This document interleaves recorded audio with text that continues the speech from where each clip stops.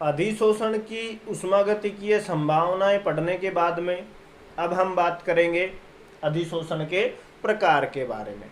तो अधिशोषण के प्रकार की बात करें, दो प्रकार के होते हैं। किस आधार पर इनका वर्गीकरण किया गया उसकी बात कर लेते हैं। तो अधिशोषण जो प्रक्रम है उसमें मुख्यतः दो पार्ट हैं, उनका रोल होता है। एक तो होता है अधिशोष्य और दूसरा होता है अधिशोषक। तो अधिशोष्य व अधिशोषक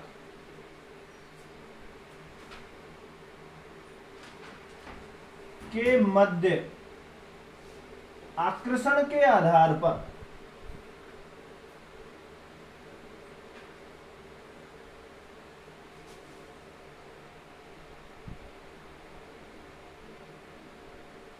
अधिशोषण दो प्रकार का होता है।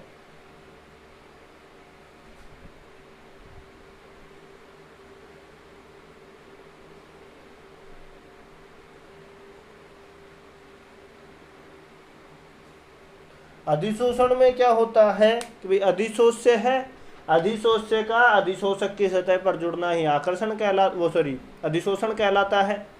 अब प्रकार की बात करें तो प्रकार वर्गीकरण किसके आधार पर किया गया है, अधिशोष्य व अधिशोषक के मध्य आकर्षण बलों के आधार पर इसका क्या किया गया है, वर्गीकरण किया गया है।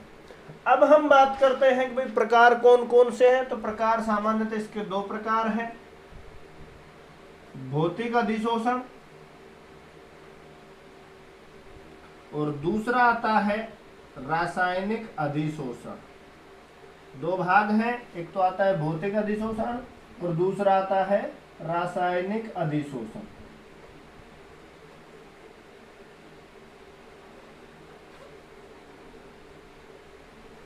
अब भौतिक अधिशोषण क्या है और रासायनिक अधिशोषण क्या है, इनके बारे में बात करते हैं। तो सबसे पहले बात कर लेते हैं हम भौतिक अधिशोषण के बारे में।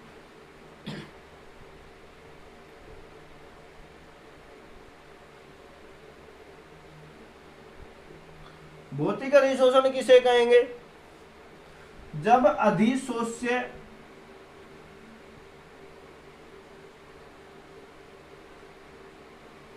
व अधिशोषक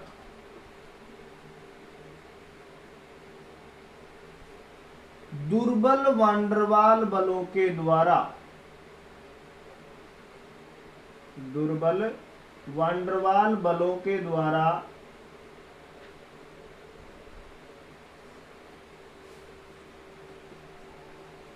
जुड़े हुए हों या बंधित हों तो उसे भौतिक अधिशोषण कहते हैं।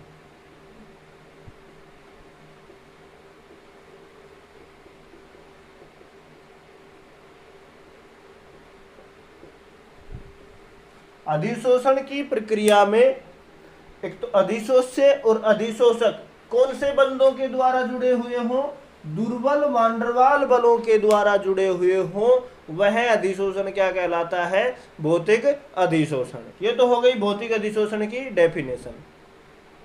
उसके बाद में सेकंड पॉइंट की बात करते हैं। भौतिक अधिशोषण का जो दूसरा नाम है इसको वांडरवाल अधिशोषण भी बोलते हैं। भाई वांडरवाल बंध पाया जाता है, उसी के आधार पर इसको क्या बोलते हैं, वांडरवाल अधिशोषण भी कहते हैं।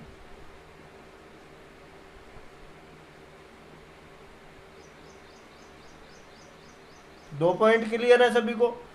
उसके बाद में तीसरी बात क्या जानते हैं हम कि भाई जो वांडरवाल बल है दुर्बल प्रकृति का होता है और दुर्बल प्रकृति का होने के कारण ये क्या होता है, आसानी से टूट जाता है। तो वांडरवाल बंध है, दुर्बल होने के कारण भौतिक अधिशोषण को हम ताप को तो बढ़ा करके और दाब को कम करके भौतिक अधिशोषण को क्या कर सकते हैं, नष्ट कर सकते हैं, यानी कि हटा सकते हैं। तो चूंकि हम जानते हैं चूंकि वांडरवाल बल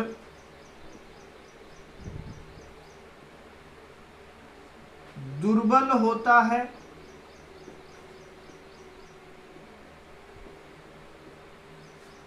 दुर्बल होने के कारण भौतिक अधिशोषण को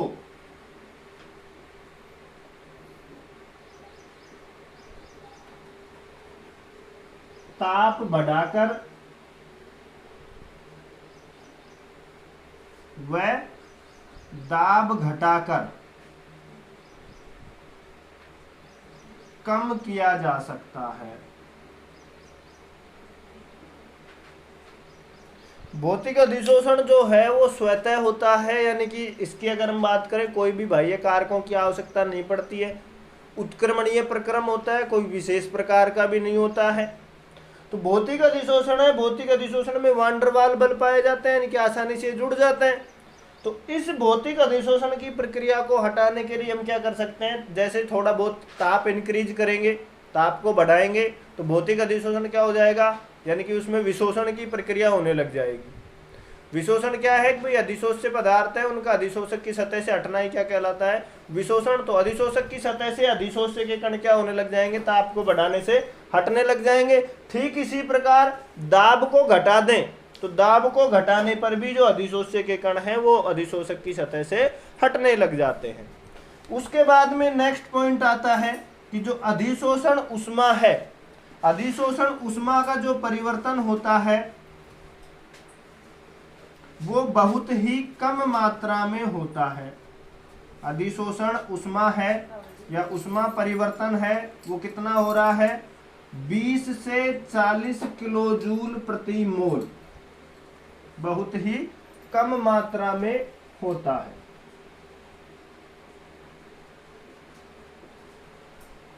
एनर्जी जो परिवर्तन हो रहा है वो कितना हो रहा है, 20 से 40 किलो जूल प्रति मोल होता है। प्रकृति की बात करें तो कोई भी इसकी विशिष्ट प्रकृति नहीं है, यानी कि विशेष प्रकार का नहीं होता है, विशिष्ट प्रकृति का नहीं होता है।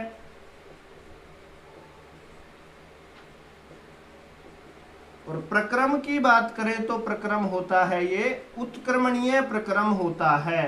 रिएक्शंस पढ़ी हमने, अनुत्क्रमणीय और उत्क्रमणीय।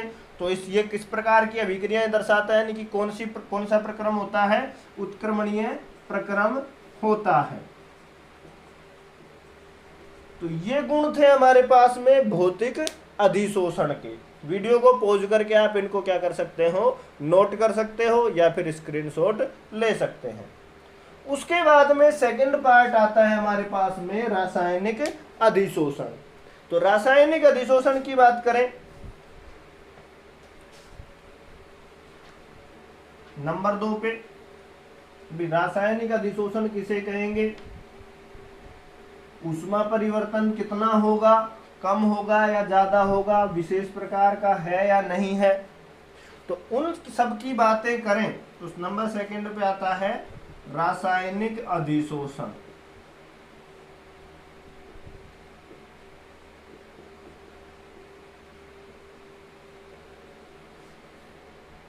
रासायनिक अधिशोषण की परिभाषा की बात करें भी, जब या इस अधिशोषण में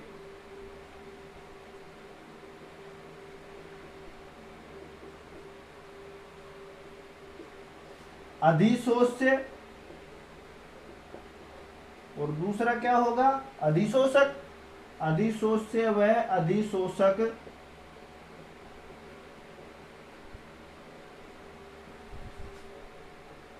प्रबल रासायनिक बंधों के द्वारा,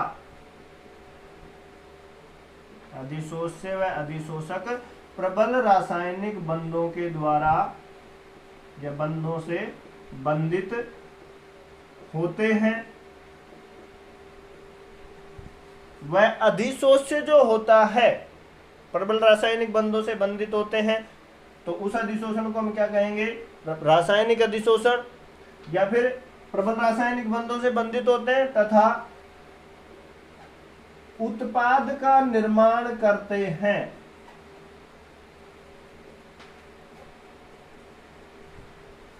रासायनिक अधिशोषण कहलाता है।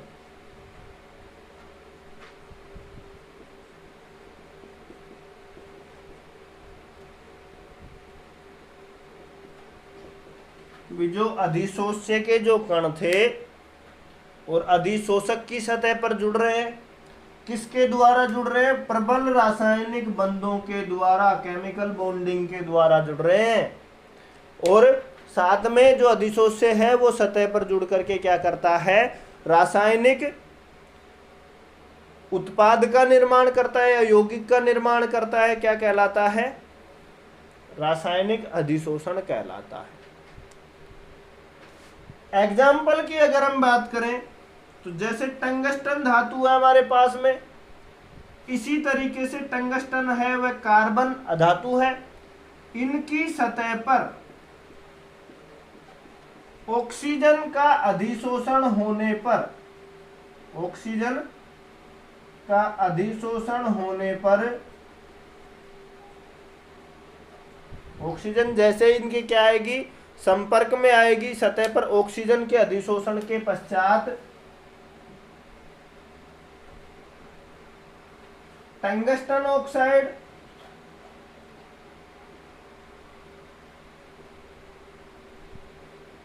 व कार्बन मोनोऑक्साइड व CO2 कार्बन डाई ऑक्साइड का विशोषण होता है।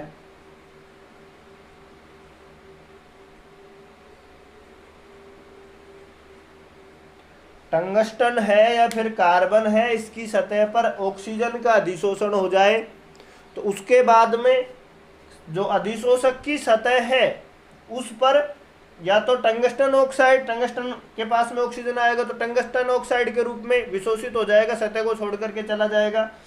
कार्बन के पास में ऑक्सीजन आता है तो कार्बन मोनोऑक्साइड के रूप में या फिर कार्बन डाइऑक्साइड के रूप में क्या हो जाएंगे, सतह को छोड़ करके यौगिक के रूप में निकल जाते हैं, यानी कि इनका सतह से क्या हो जाता है, विशोषण हो जाता है। उसके बाद में नेक्स्ट पॉइंट की बात करें, दो नाम और है इसके, रसोशोषण भी कहते हैं इसे,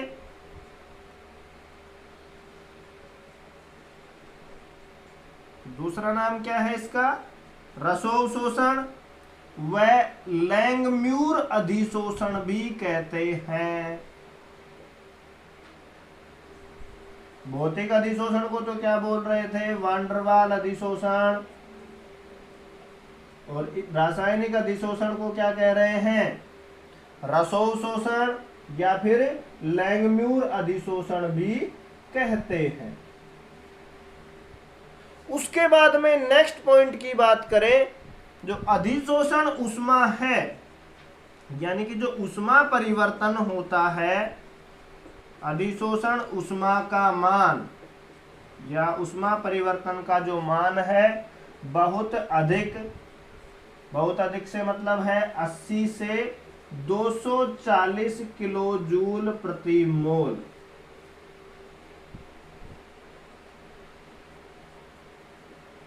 होता है।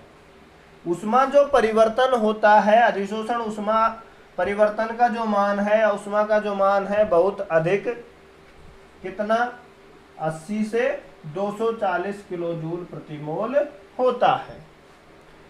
उसके बाद में प्रकृति की बात करें तो अति विशिष्ट प्रकार का होता है। विशेष प्रकार का होने के पीछे कारण क्या है, भाई यौगिक का निर्माण हो रहा है इसमें, साथ ही अनुत्क्रमणीय प्रक्रम होता है। अति विशिष्ट प्रकृति व अनुत्क्रमणीय प्रक्रम होता है।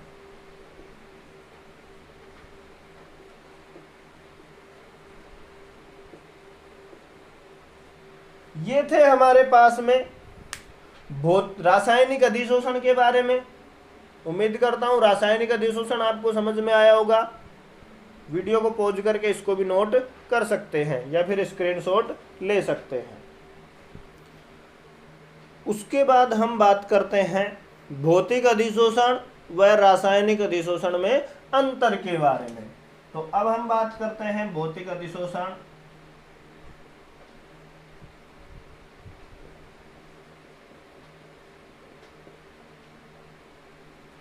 व रासायनिक अधिशोषण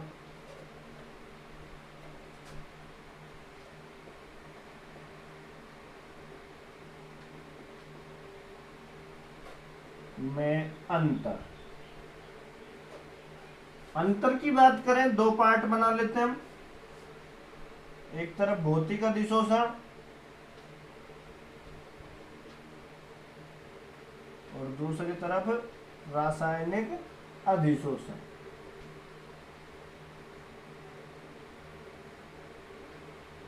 या रसोशोषण या लैंगम्यूर अधिशोषण। अंतर जो हमने पढ़े हैं उन्हीं के आधार पर करेंगे, कुछ एक आध नए हैं उनकी भी चर्चा कर लेंगे। तो सबसे पहले अंतर की बात करें, इसमें क्या होता है, परिभाषा के आधार पर अंतर कर लेते हैं भाई। अधिशोष्य व अधिशोषक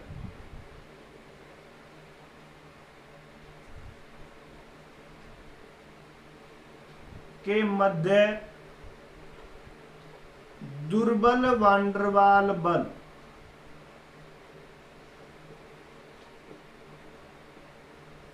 उपस्थित होता है।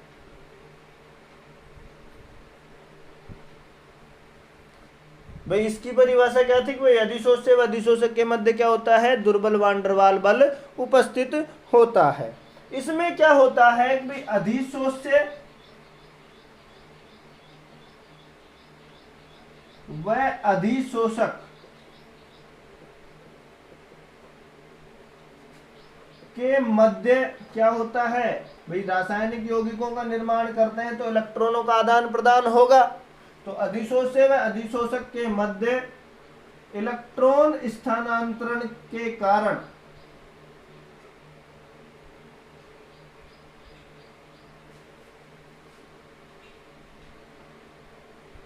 प्रबल रासायनिक बंध होते हैं।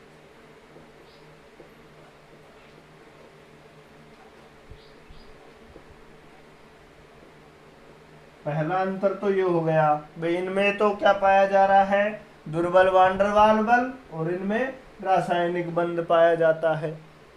नंबर एक अंतर। दूसरे अंतर की बात करें भाई, इनमें वान डेर वाल बल पाए जाने के कारण ये विशेष प्रकृति के नहीं होते हैं। तो वान डेर वाल बल के कारण विशिष्ट प्रकृति के नहीं होते हैं। क्यों नहीं होते हैं? क्योंकि इनको ताप को बढ़ा करके और दाब को घटा करके इनको आसानी से विशोषण इनका करवाया जा सकता है। इसकी बात करें, प्रबल रासायनिक बंध होने के कारण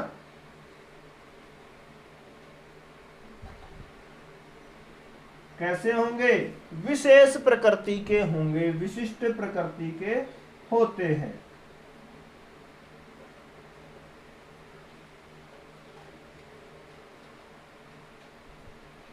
दूसरा अंतर। तीसरी बात करें, उत्क्रमणीय प्रक्रम है, पढ़ा है हमने भाई। भौतिक अधिशोषण है, वापस से भी हो जाता है एक बार विशोषण होने के बाद में, लेकिन रासायनिक अधिशोषण कैसा है, अनुत्क्रमणीय प्रक्रम का होता है। अनुत्क्रमणीय प्रक्रम है, एक बार विशोषण होने के बाद में वापस से हम उसको सतह पर नहीं ला सकते हैं, क्योंकि प्रोडक्ट का निर्माण हो जाता है एक बार अधिशोषण होने के बाद में। तो ये क्या है, उत्क्रमणीय अनुत्क्रमणीय प्रक्रम होता है। तीन अंतर हो गए। चौथे अंतर की बात करें, मोलर अधिशोषण उष्मा। मोलर अधिशोषण उष्मा कितनी, बहुत कम होती है। कितनी होती है, 20 से 40 किलो जूल प्रति मोल होती है। और इसकी रासायनिक अधिशोषण की मोलर अधिशोषण उष्मा,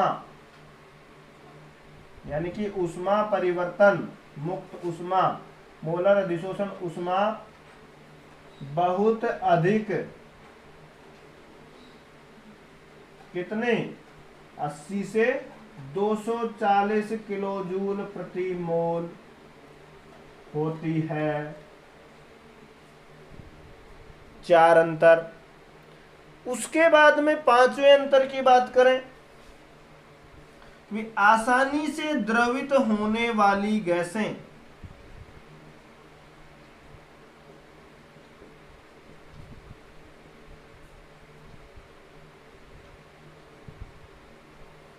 सतह से टकराकर, किसकी सतह से? अधिशोषक की सतह से टकराकर। तो आसानी से द्रवित होने वाली गैसें अधिशोषक की सतह से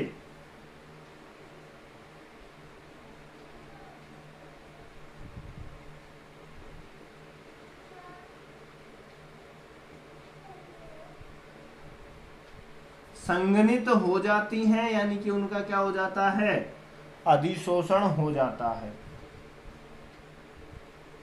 कुछ गैसें होती हैं जो आसानी से उनका क्या हो जाता है? संघनन हो जाता है कि भाई जैसे ही गैस के जो कण हैं सतह से टकराएं, टकरा करके क्या हो जाएं? भाई जिन गैसों का क्रांतिक ताप की अगर हम बात करें, क्रांतिक ताप के आधार पर ही जो गैसों का द्रवीकरण है वो निर्धारित किया जाता है। तो जो आसानी से द्रवित हो जाती हैं वे गैसें जैसे ही सतह से टकराएंगी तो टकराएंगी, बड़े अणु के रूप में आएंगी, यानी कि अधिशोषक की सतह पर क्या हो जाएंगी? अधिशोषित हो जाएंगी, यानी कि उनका अधिशोषण हो जाता है। इसकी अगर हम बात करें तो इस पर तो जो आसानी से द्रवित अवस्था में आ जाती है उन गैसों का भी अधिशोषण हो जाता है भौतिक अधिशोषण में। रासायनिक अधिशोषण में क्या होता है? वे गैसें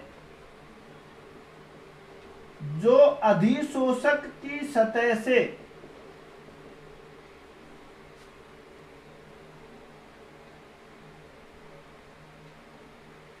क्रिया कर यौगिक का निर्माण करती हों,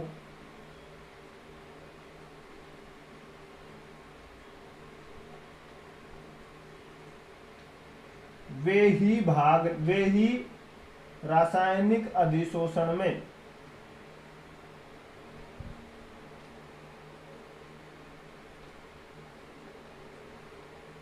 भाग लेती हैं।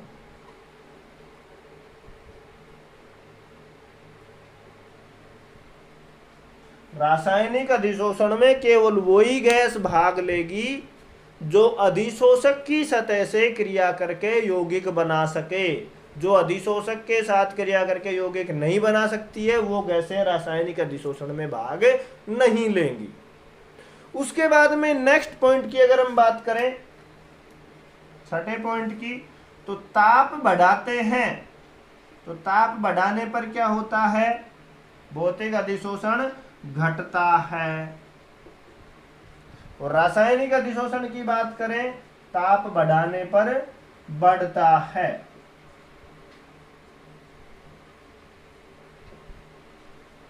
उसके बाद में छठा पॉइंट ये हो गया। उसके बाद नेक्स्ट पॉइंट की बात करें तो जो भौतिक अधिशोषण है इसमें जो अधिशोषण की जो परतें बनती हैं वो बहुआण्विक परत बनती हैं। बहुआण्विक परतों का निर्माण होता है। कैसे? देखिए, भौतिक अधिशोषण बगैर किसी उत्प्रेरक की सहायता से हो रहा है, ऑटोमेटिक हो रहा है। तो इसमें क्या होगा कि भाई जैसे अगर हम बात कर लेंगे बोर्ड पे हमने चौक से कोई भी मटेरियल लिखा, उसके बाद में डस्टर से इसको मिटा दिया, तो जो डस्ट के जो कण थे नीचे फर्श पर गिरेंगे तो फर्श की जो सतह है वो तो हो गई अधिशोषक। फर्श क्या हो गई? अधिशोषक। और जो कण गिर रहे हैं चौक के कण क्या हो गए? अधिशोष्य। तो ये क्या होंगे? जैसे ही बोर्ड को साफ किया, नीचे गिर करके इस सतह पर क्या हो गए? अधिशोषित हो गए। अधिशोषण की घटना हो गई, एक परत बन गई। फिर से हमने क्या किया? कुछ देर बाद फिर से बोर्ड पे लिखा या फिर तुरंत लिख दिया, वापस से मिटा दिया, फिर वही डस्ट के कण या चौक के कण नीचे आए, दूसरी परत का निर्माण हो गया। तो भौतिक अधिशोषण है। भौतिक अधिशोषण में क्या हो रहा है? बहुआण्विक परतों का निर्माण हो रहा है, यानी कि अनेक परतों का क्या होता है? निर्माण होता है। रासायनिक अधिशोषण की बात करें तो रासायनिक अधिशोषण में केवल एक आणविक परत बनती है, क्योंकि इसमें किसका निर्माण होता है? यौगिक का निर्माण होता है। तो एक आणविक परत बनती है। उसके बाद में नेक्स्ट पॉइंट आता है हमारे पास में, लास्ट 8वां पॉइंट। भौतिक अधिशोषण है वान डेर वाल बल उपस्थित होता है तो वान डेर वाल बल उपस्थित होने के कारण भौतिक अधिशोषण में सक्रियण ऊर्जा की आवश्यकता नहीं होती है। तो भौतिक अधिशोषण में सक्रियण ऊर्जा है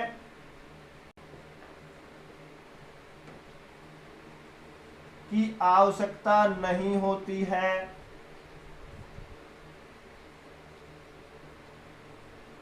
और रासायनिक अधिशोषण में यौगिक का निर्माण होता है तो रासायनिक अधिशोषण में सक्रियण ऊर्जा की आवश्यकता होती है। अब ये सक्रियण ऊर्जा क्या होती है इसके बारे में बात करते हैं।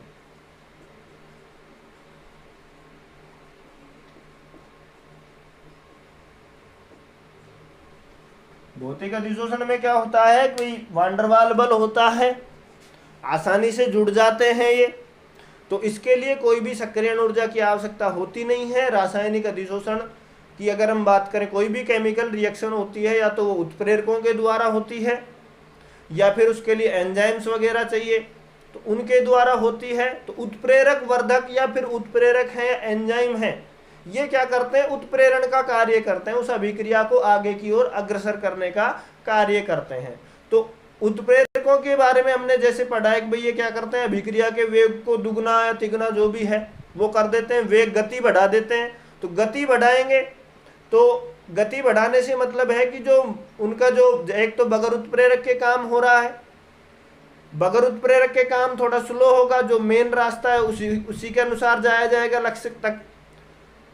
उत्प्रेरक क्या कर रहे हैं, वो क्या करेंगे, जो वेग बढ़ाएंगे, वेग बढ़ाने के दौरान जितनी ऊर्जा की आवश्यकता पड़ रही थी बगैर उत्प्रेरक के, उस ऊर्जा से भी कम ऊर्जा में क्या कर देते हैं, उत्पादों का निर्माण कर देते हैं। यानी कि उसकी जो सक्रियण ऊर्जा है उसको घटा देते हैं और उत्पाद बहुत ही जल्द प्राप्त हो जाते हैं। तो रासायनिक अधिशोषण में सक्रियण ऊर्जा की आवश्यकता होती है, भौतिक अधिशोषण में सक्रियण ऊर्जा की आवश्यकता नहीं होती है। इसके बारे में हम एंजाइम्स वगैरह पढ़ेंगे तो वहां पे बात करेंगे सक्रियण ऊर्जा के बारे में विस्तार से। तो ये था हमारे पास में भौतिक अधिशोषण व रासायनिक अधिशोषण के बारे में। उम्मीद है भौतिक अधिशोषण व रासायनिक अधिशोषण आपको समझ में आया होगा। वीडियो को पॉज करके इसको नोट कर सकते हैं या फिर स्क्रीनशॉट ले सकते हैं। मिलते हैं वीडियो के नेक्स्ट पार्ट में।